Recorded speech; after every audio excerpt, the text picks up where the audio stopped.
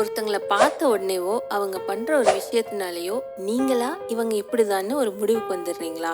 உங்க ஜட்ஜ்மெண்ட் ரொம்ப தப்பு. ஒரு சின்ன கதை. ஒரு வீட்ல ஒரு குட்டி பாப்பாவும் அவங்க அம்மாவும் இருக்காங்க. அந்த பாப்பா கையில 2 ஆப்பிள் வச்சிருக்கு. அவங்க அம்மா 2 ஆப்பிள் வச்சிருக்கியே, அம்மாக்கு ஒன்று கொடுக்குறியா அப்படின்னு கேக்குறாங்க.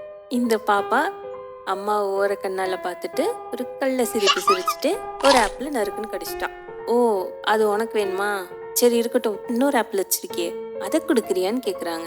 அந்த பாப்பா திருப்பி ஓர கண்ணால அம்மாவை பார்த்துட்டு கள்ள சிரிப்பு சிரிச்சுட்டு இன்னொரு ஆப்பிளையும் கடிச்சிட்டா.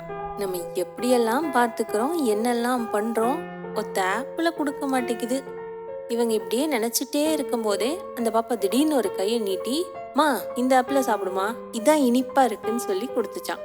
அந்த அம்மாக்கு என்னதான் மண்டையில ஐஸ் கட்டி வச்ச மாதிரி குழுக்குழுன்னு இருந்தாலும் ஒரு நிமிஷம் இந்த பிள்ளைய போய் தப்பா நினைச்சிட்டோமேன்னு சின்னதா ஒரு வருத்தமா.